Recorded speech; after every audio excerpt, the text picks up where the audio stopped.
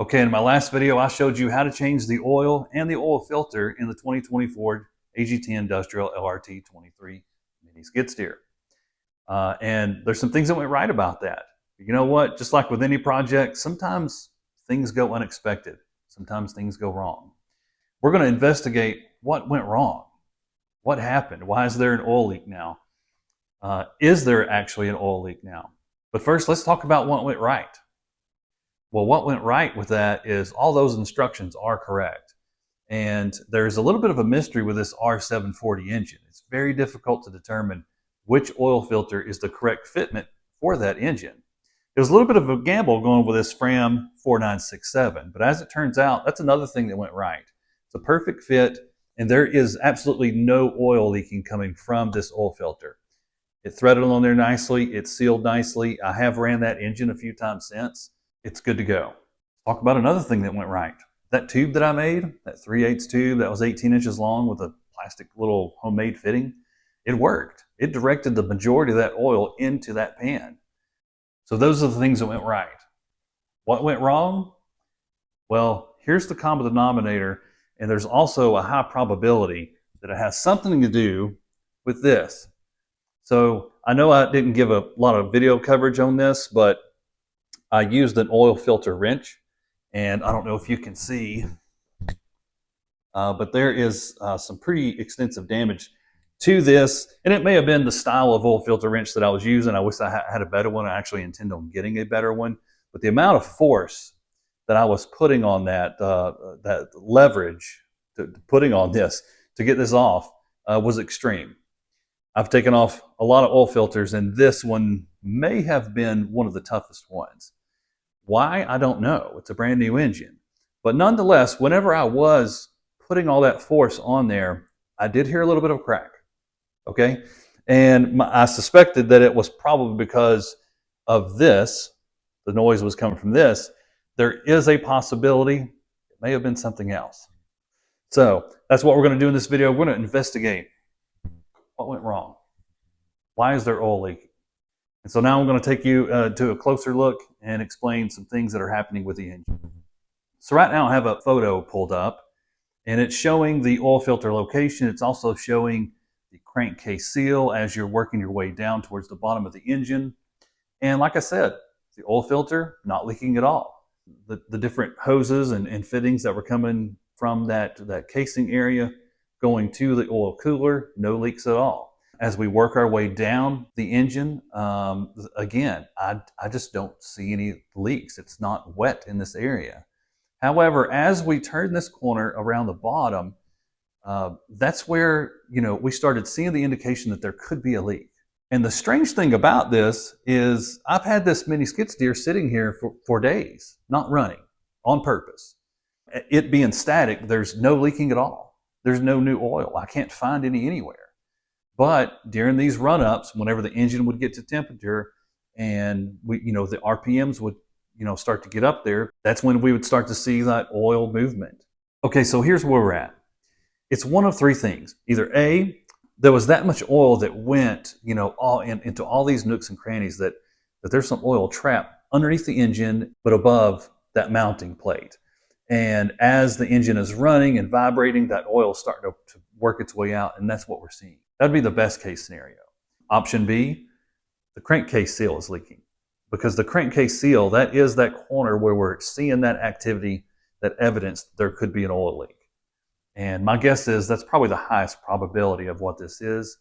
Option C, worst case scenario, and I would consider this catastrophic damage, is if that aluminum housing is cracked somewhere. But I'm actually curious, and I'm sure you are too, are those bolts torqued around that crankcase seal? Now, it's unlikely that me retorquing these bolts is going to fix anything. Highly unlikely. But I'm curious. I mean, the engine is that Rado R740. What if it didn't pass QA? What if the bolts aren't torqued right there? And I just want to know. Let's see what those specs are. Okay, so now let's look up these specs. I'm on the Rado R740 service manual. I'll drop this link in the description of the video. But let's scroll down, and what we're looking for is we're looking for the crankcase bolts.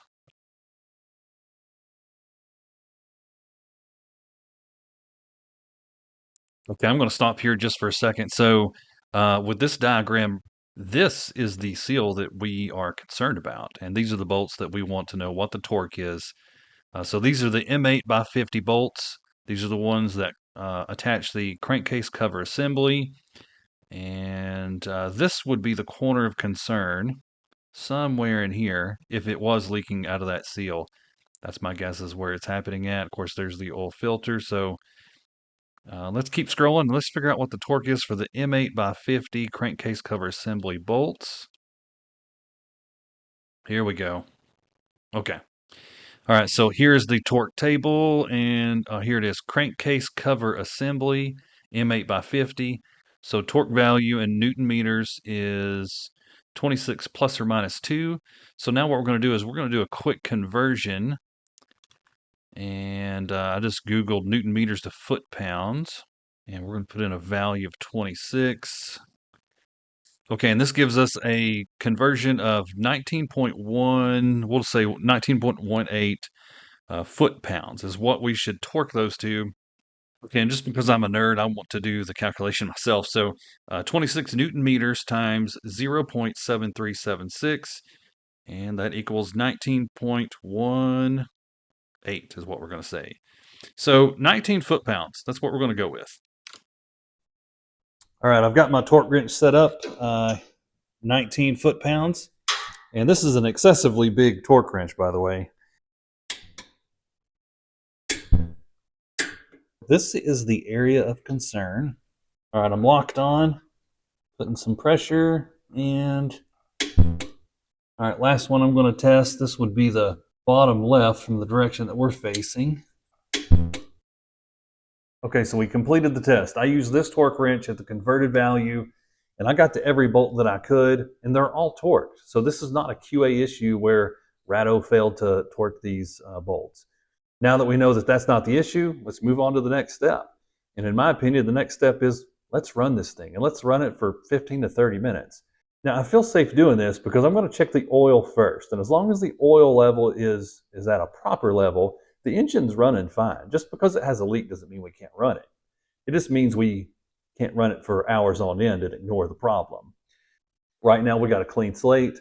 There's not oil puddled up everywhere. But let's see what the difference is after I've ran it. Then we'll check the oil level and see how much we lost. Okay, here we go. This machine hasn't ran for days, and let's check the oil. This is garage temperature, I'll say, in November. All right, so here we go. I'm going to show you where the oil level is. We are right there. Right in that neighborhood. So let's go run it. Again, 15 or 30 minutes, and we'll see where it is when we come back after a few hours of it cooling off.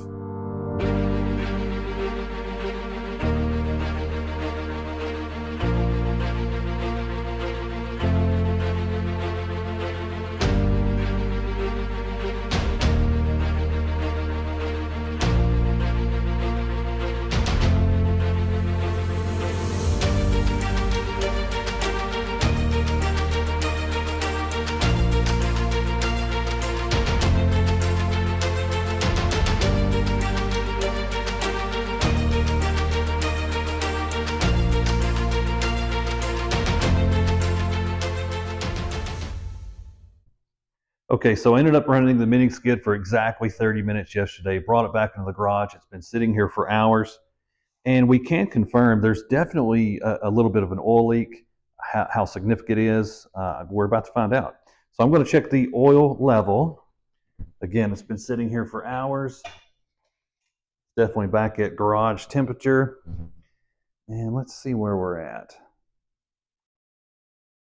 I know that's hard to see on the camera.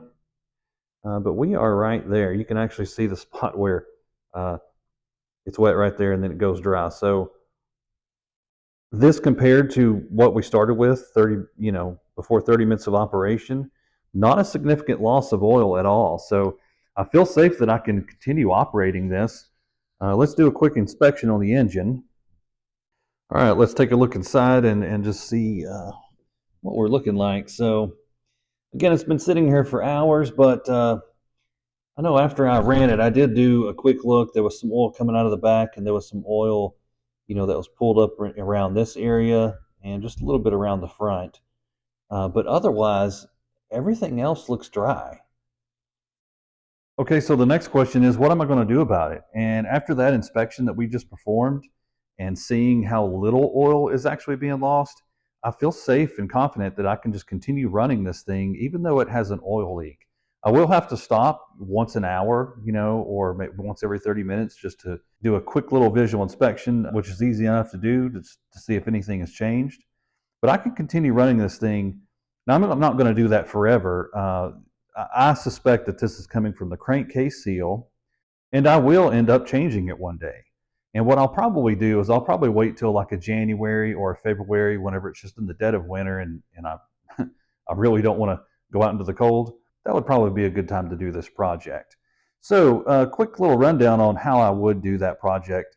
The crankcase seal, even though we can see where all these bolts are, and they appear to be pretty accessible. We have to do it one of two ways. All these hydraulic components right here, the pumps and these lines, they would have to come out if I left the engine in to do that job.